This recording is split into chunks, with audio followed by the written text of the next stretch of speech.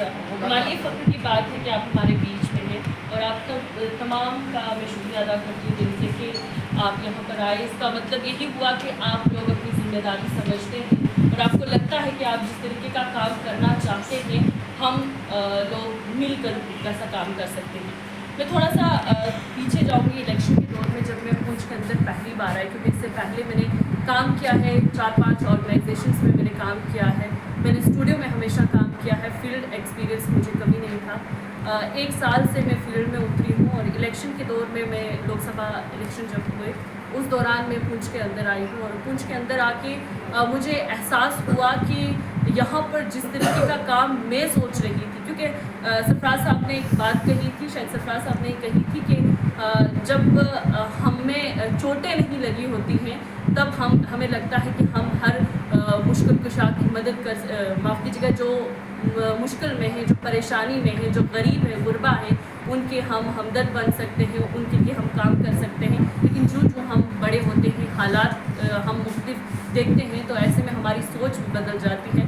تو ویسا ہی کچھ ہمارے ضلع پونچھ کے ساتھ بھی ہوا ہے. پورے پونچھ کے اندر میں گھومی ہوں اور الیکشن کے وقت میں نے پایا ہے کہ جو چیزیں, جو انفراسٹرکچر, جس طریقے کی سہولیات لوگوں کو ملنی چاہیے وہ نہیں تھی. سوالات کیے گئے اور اس کے بعد مجھے ٹارگٹ بھی کیا گیا. لیکن اس کے بعد جب ہماری ایسکیلیشن کا یہ دور چلا, جب ہندوستان پاکستان کی کشیدگی بڑھی, اس کے بعد جب میں نے پونچھ کے اندر کام کیا اور تب بھی میں نے محسوس کیا کہ یہاں پر سچ بولنا کتنا مشکل ہے. حالانکہ میں اکیلی نہیں تھی, میرے ساتھ شراز تھے, لیکن اس وقت بھی اس چیز کا مجھے احساس ہوا کہ یہاں پر آ کر آپ کو کام کس طریقے سے کرنا ہے. میں جہاں پر انٹرویو کرنے کے لیے جاتی تھی, اگر کسی پولیٹیشین کے پاس جاتی تھی یا کسی بڑے انفلوئنشل شخص کے پاس جاتی تھی تو وہ مجھے آگے سے پیسہ آفر کرتے تھے. اس کا یہ مطلب ہوا کہ یہاں کا میڈیا یہ کام کرتا آیا ہے. یہ ثبوت ہے کہ ہم لوگ جب کہیں پر جاتے ہیں ہم پہلے ان سے مانگ کرتے ہیں کہ ہمیں اتنے میں ہم نے میچ فکس کرنا ہے, آپ کے دیے ہوئے سوالات جو ہیں وہ ہم پوچھیں گے, آپ نے ہمیں پیسہ دینا. اور الیکشن کے ٹائم پہ بھی مجھے ایک جگہ سے 80,000 کا آفر آیا صرف 6 سوال کے لیے. تو میں سمجھتی ہوں کہ ہمارا یہ کام, یہ ذمہ داری نہیں ہے.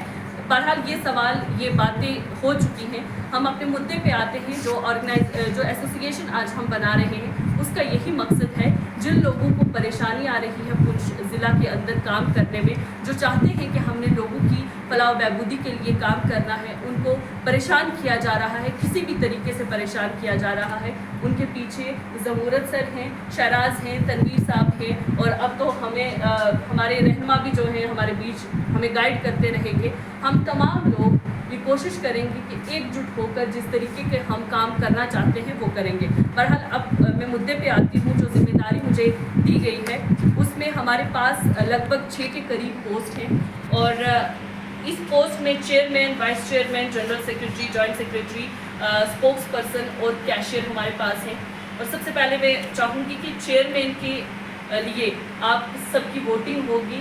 ہمارے پاس ڈاکٹر ضمورت مغل صاحب کا نام ہے.